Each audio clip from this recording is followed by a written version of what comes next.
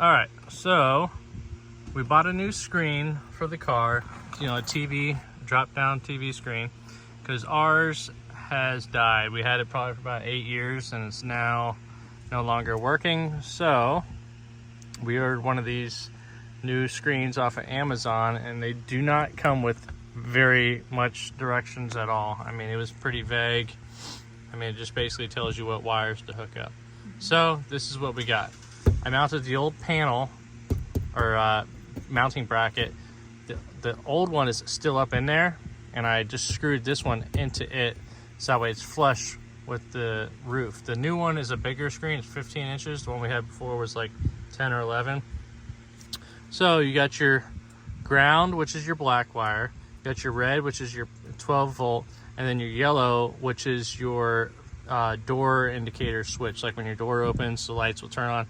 I'm not going to be using that. I'm just using, because I already have lights in the car, I'm not really worried about it. So I just capped it off so that way it's safe and there's no issues. I used little wire punch downs.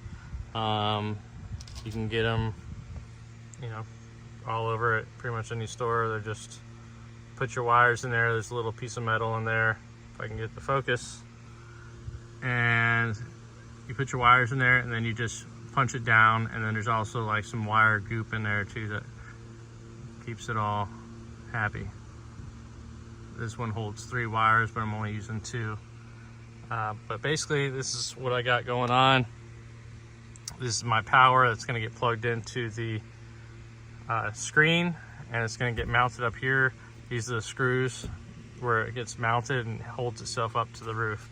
So it's going to have power and a ground, and it only turns on when the key's in ignition and it's, you know, turned to the on position. So I'll get back to you in a few minutes once I've put this up in the air. All right, guys, so we are back. This was not that hard, actually. Once you get the mounting bracket up, it's pretty simple.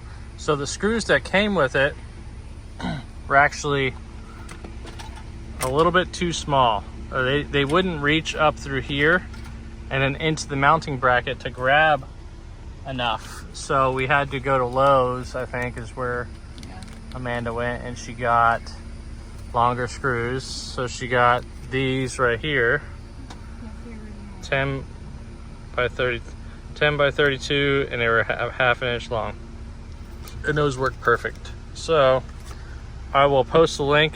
This is the screen we bought, PAL USA, basically some kind of Chinese device, but hopefully it'll last another 6-8 years, and we'll probably by that time get a different vehicle. But here it is. So this one does not have a CD player in it, but it does have an HDMI port, USB port, and a micro SD card. So you can put movies in here, or you can attach a hard drive if you have movies on a hard drive, or shoot, you could just, you know, get one of those cables and mirror your screen from your phone onto this device. All sorts of different ways of getting your media onto this device. So yeah, I mean, pretty easy. It came with a bunch of cables, like our VGA, I think, cables. I stuffed those up in the roof. I don't need those. I don't want those. I mean, I got the HDMI port and USB on the side, so I don't really have a use for that stuff. But all in all, pretty satisfied. I think, what was it, about 175 bucks? 160 and then tax. 160 plus tax for this 15-inch screen. Kids are gonna love it, hanging out back here, watching movies on the way to Nana and Grandma and Grandpa's house. So thanks for watching. If you have any questions, hit me up. I'll try to help you with any tips. I didn't find much information on YouTube for installing these. That's why I'm making this little video on how I did mine and how you can do yours as well. Thanks for watching. See you on the next one.